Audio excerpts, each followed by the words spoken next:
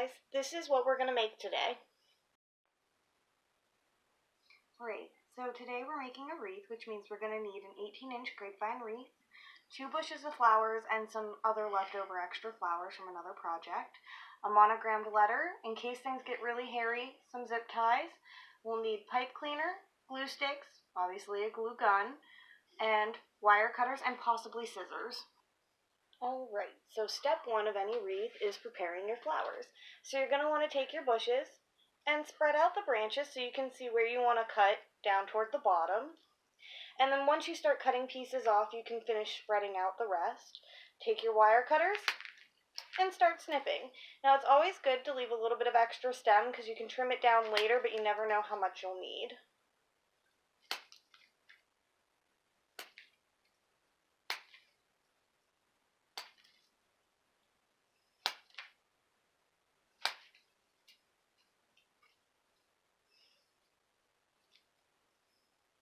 And try not to hit yourself in the face with flowers as you extend them.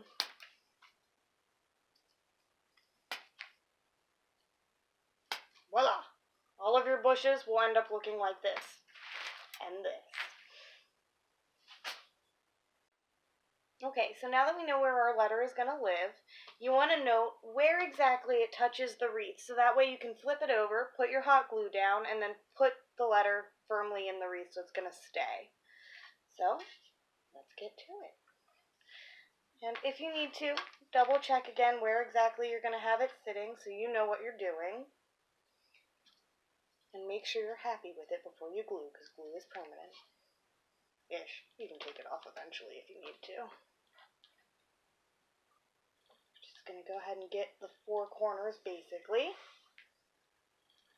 And you hope that it's enough. If you need to, and you feel like it's not secure enough, you can get back in under it if you flip the wreath over and add some more. A little bit of glue. And place the letter thusly. And try to remember where exactly you had it sitting so that it's actually in the right spot whenever you press it down. Also, sorry for any shaky cam. I'm moving my table a bit. Okay, so if you want, you can lay everything out and visualize how you really want your flowers laid out, but I have a pretty good idea of what I'm doing, so I'm just going to go ahead and start, but feel free to take the time and actually lay everything out for yourself. Make it easy on you. Now I've decided on one of these and creating these 2 small ones to make one big flower. And they're going to go down here at the bottom. So take the handy dandy glue gun and let's get started. I like to put a little bit of glue right around the base of the flower and place it in there because then you have a better hold of the glue and everything. You can also do it by inserting the flower and then gluing around it. Either way works. It's really whatever suits you.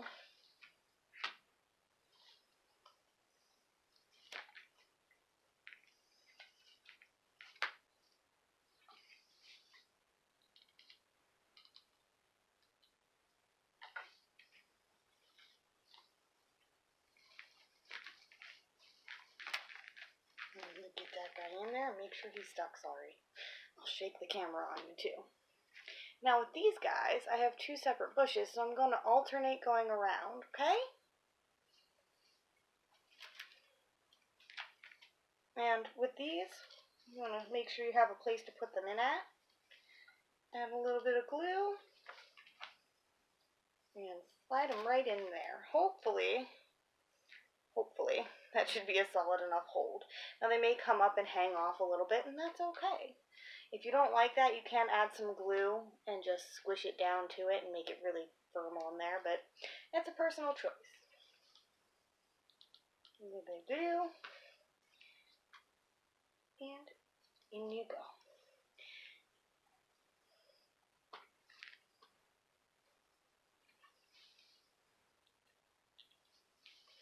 Really with this, you just want to get a good base going, and then if you decide, oh, this area looks a little plain or like it needs a little bit more, you can take the extra that you have and add it in. That one's just green. We'll save that for last in case we need it.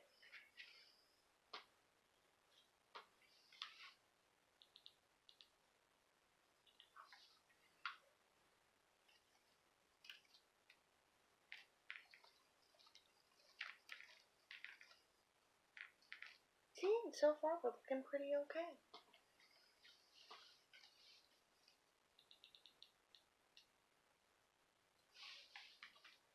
Don't be like me. Don't just lay your glue gun down on its side. It really is better if you have it standing up so you don't burn your table, but I don't really much care for this table. It's just my crafting table, so it's okay if it gets a little hurt. But, you know, if you're doing this on your dining room table or on your, what are they called?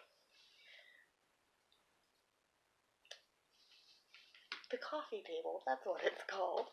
If you're doing it on your coffee table or something that you actually care about, be a little more cautious than I.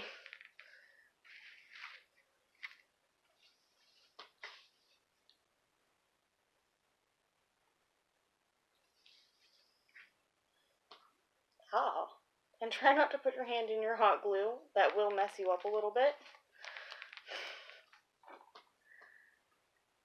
And if you do put your hand in the hot glue, you can remove it as soon as it starts to cool a little bit. I'm going to go ahead and shift this just so I can see what I'm working with a little bit.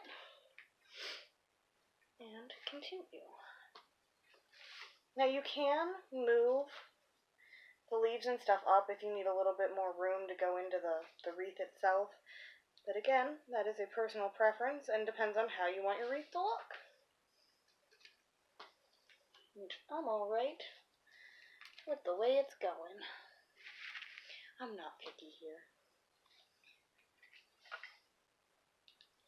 And you know, I figure you've got to live with this wreath, so as long as it makes you happy, it does not matter about anything else.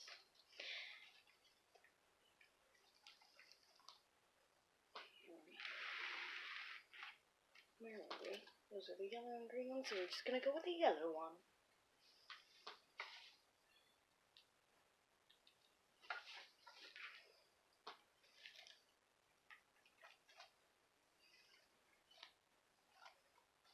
Now, if you wanted to, at this point, you could add a bow over here, or really anything if you're, like, really into bows. But I think I'm just going to keep going with some flowers, because I like this. It's a very springy kind of wreath, but you can use it for spring or summer. It really, again, is a personal preference on how you like your front door to look. And if you're making this and you're like, oh, it's more spring, you can always make another wreath and design it to be a little bit more summer. Okay, now we're coming around to the end here, which is nice because we still have some extra flowers, which means if it looks a little sparse in some places, you can come back around and add things in.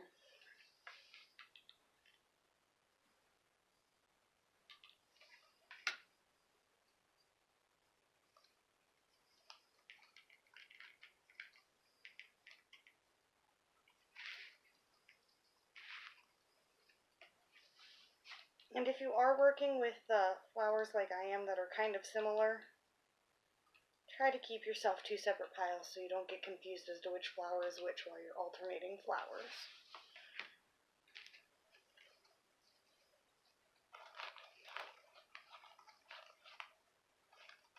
Now, this part of the wreath is a little more gappy, so I've got to be careful with how I work these in because I don't want them to just fall off eventually. So, we'll add a little bit more glue to this one because hot glue tends to dry fairly fast. And you want to try and find a nice snug spot to stick it, so that way it'll actually stick to something. Now, that may mess with you a little bit, but you can always bend these to make them go the direction that you want them to go. We're going to take this last one, add our hot glue, and stick it in. And again, the space is a little bit wide, so you're really struggling to find a good spot to put it, but if you can find one, you're golden. Alright. Now, once you're sure your hot glue is dry, you want to pick it up and give it a little shake just to make sure all of your flowers are going to stay, because now is the time to add more hot glue if you need to. Okay, so now that everything is firmly attached, it's our final step. This is where the pipe cleaner comes in. This is the most important part of any wreath. It's how you make it hang. So, you're going to gently just all the beautiful work you just did, smush it. You're going to take your pipe cleaner, fold it in half, and you want to take your bottom, like the little feet pieces, and you're just going to want to fold those up and kind of wrap them around themselves so you have like a little ball, just to give you a good base to glue onto your wreath. And you want to go somewhere so it's not really showing too much above the wreath, and you want to try and get it pretty in the middle. So once you've decided where that's at and how your wreath should hang, you're going to take your hot glue,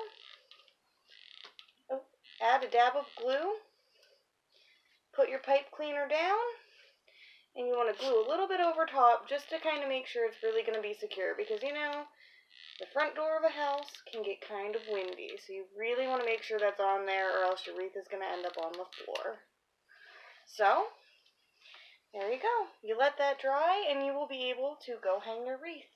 Wreath that's monogrammed. Thank you for watching. Everyone can craft, and if you like this video, please, give it a thumbs up and like it, comment, and subscribe. Thank you.